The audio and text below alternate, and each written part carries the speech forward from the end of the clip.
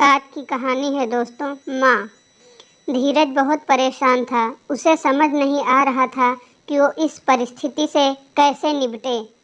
वो अपनी माँ को बहुत चाहता था, किंतु उसकी पत्नी और बच्चे उसकी माँ से दूर भागते थे, क्योंकि उसकी माँ की एक आंख नहीं थी, साथ ही उसकी कमर भी 90 अंश पर झुकी थी।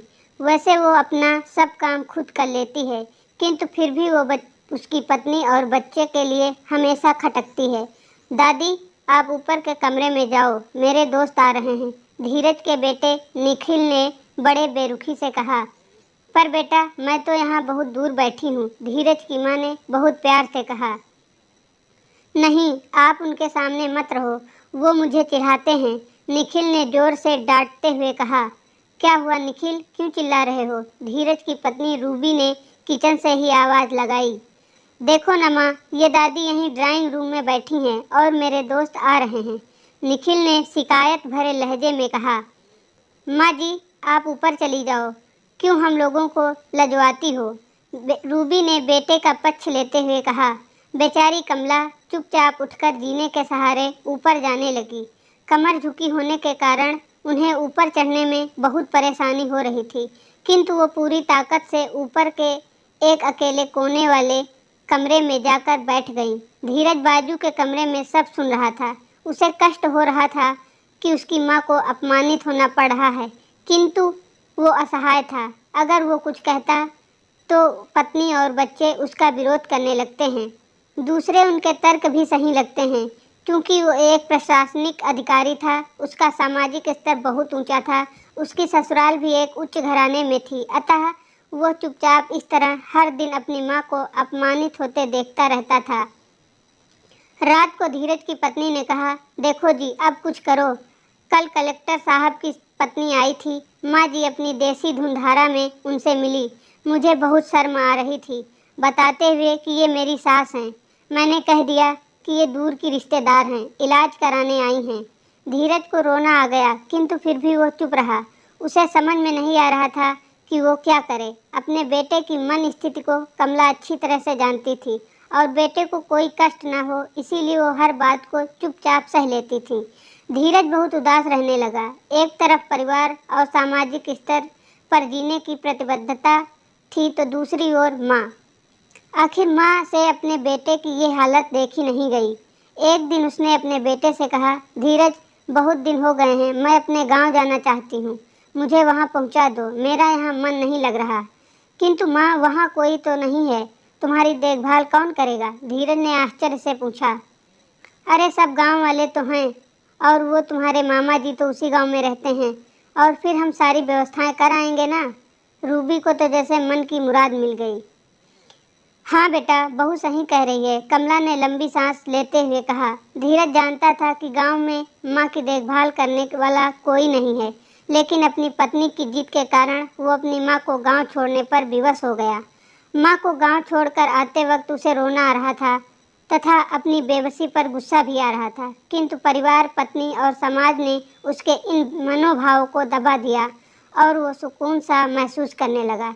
कुछ दिनों बाद उसके चाचा, जो लंदन में रहते थे, आने वाले थे। जब धीरज बहुत छोटा था, उसके पिता जीवित थे, तब वो भारत आए थे और उसके बाद वो अब भारत आने वाले थे। पूरा परिवार और आस पड़ोस बहुत उत्साहित था। लंदन से धीरज के डॉक्टर चाचा आ रहे थे।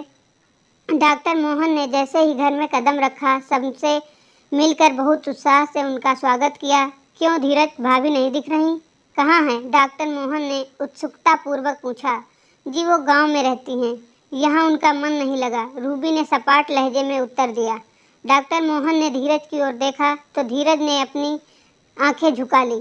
डॉक्टर मोहन सब समझ गए। बोले, कल हम भाभी से मिलने गांव चलेंगे सब लोग।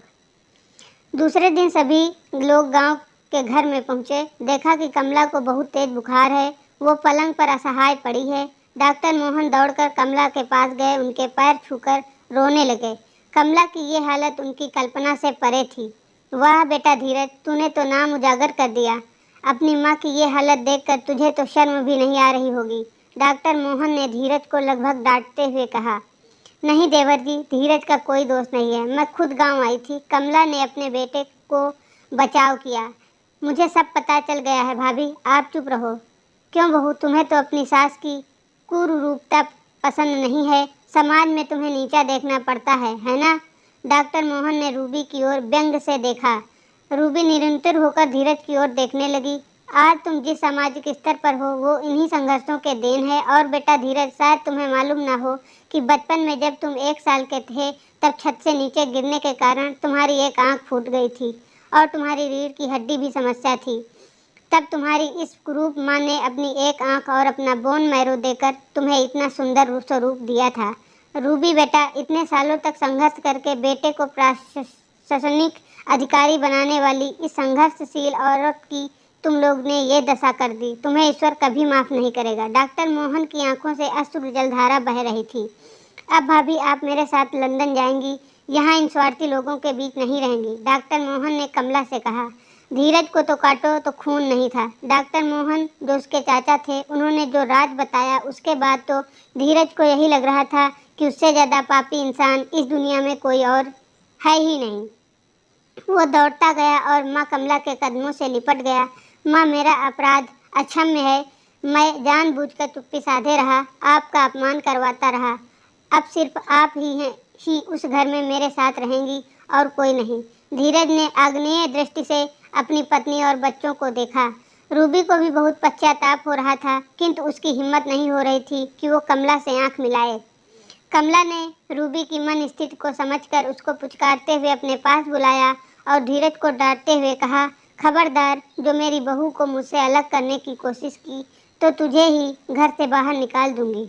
रूबी और बच्चों ने कमला के पैर पड़ते हुए अपने व्यवहार पर माफ़ी मांगी और माँ के हृदय ने सबको माफ़ कर दिया।